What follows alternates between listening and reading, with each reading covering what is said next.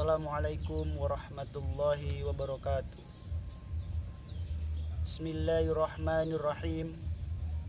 Alhamdulillahi rabbil alamin.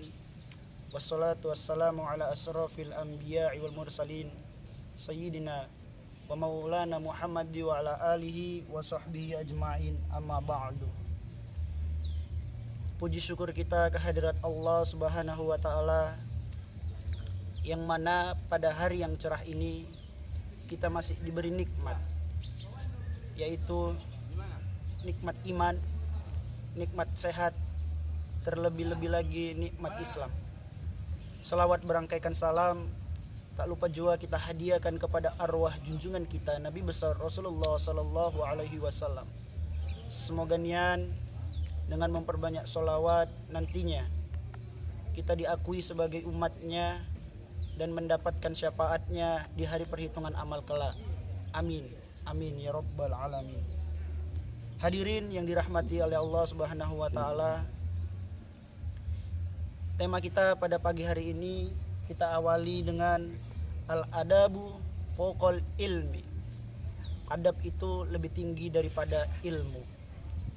Jadi hadirin, di sini saya akan menceritakan sebuah kisah yang sangat menginspirasi buat kita semua, yang mana kisah ini dulu disampaikan oleh guru saya waktu saya masih bersekolah, dan akan saya nukilkan kembali kisah ini kepada kita semua.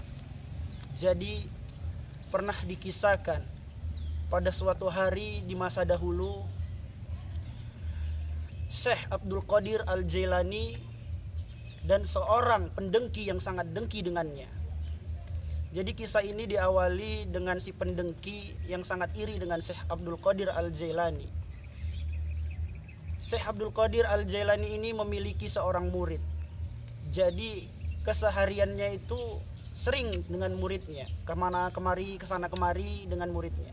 Jadi si pendengki ini diikutilah keseharian si Abdul Qadir Al-Jailani, bukan untuk mencari ilmu, tapi untuk mencari-cari kejelekan ataupun mencari-cari kesalahan dari Syekh tersebut.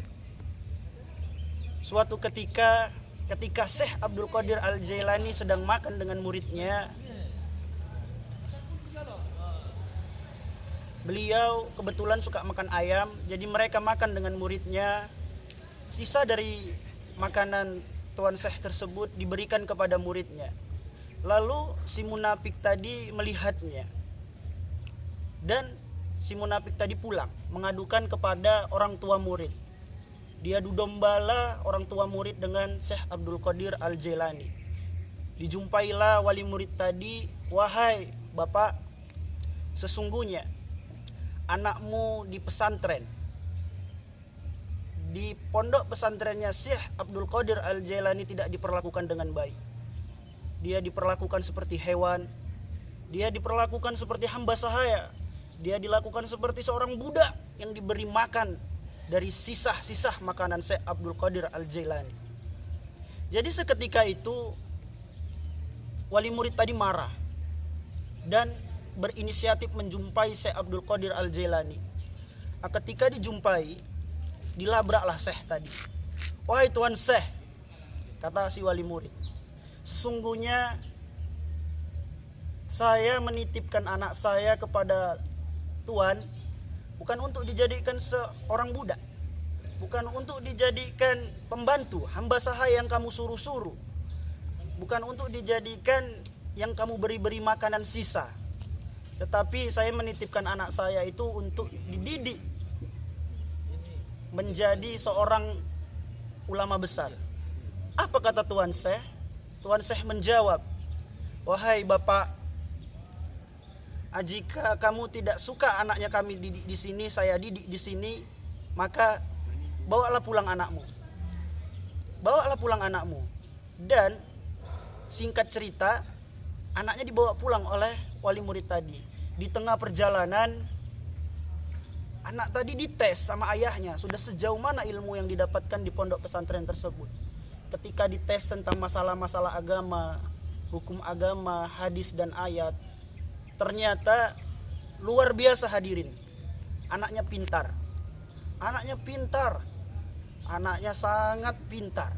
Dan ketika itu wali murid tadi menyesal, ya Allah, anakku ternyata di sana dididik dengan baik, anakku di sana ternyata diperhatikan dengan baik, anakku sudah lebih dari cukup apa yang aku harapkan. Berubah pikiranlah wali murid tadi, dibawalah pulang lagi ke pesantren dan dijumpailah Tuan Syekh tadi. Wahai Tuan, sesungguhnya anakku kamu didik dengan baik, sesungguhnya anakku mendapatkan pelajaran yang baik di sini. Mohonlah Tuan, terima anakku kembali untuk dididik di pesantren ini. Apa kata Tuan Syekh tersebut? Wahai Bapak, bukan saya tidak ingin menerima anak Anda untuk belajar di pondok pesantren ini dan saya berikan didikan, tetapi Allah telah menutup masuknya pintu hidayah, Allah telah menutup masuknya pintu ilmu kepada anak Anda. Jadi hadirin, pelajaran apa yang bisa kita ambil dari kisah ini? Bahwasannya satu prasangka buruk saja seorang wali murid terhadap gurunya itu sudah cukup bagi Allah untuk menutup masuknya pintu hidayah, masuknya pintu ilmu kepada anak-anak kita. Jadi teman-teman semua, apalagi lah kita sebagai pelajar, kalau Allah kita berprasangka buruk terhadap guru kita, kita membangkang terhadap guru kita, bayangkan seorang wali murid berprasangka buruk saja sudah cukup bagi Allah untuk menutup masuknya pintu hidayah, masuknya pintu ilmu. Apalagi kalau kita langsung kontak terhadap guru kita, kita tidak beradab, kita tidak tahzim kepada guru kita, maka jangan harap kita menjadi orang yang sukses. Mungkin itu aja yang dapat saya sampaikan. Mudah-mudahan menjadi tibar bagi kita semua. Billahi taufiq wa hidayah. Assalamualaikum warahmatullahi wabarakatuh.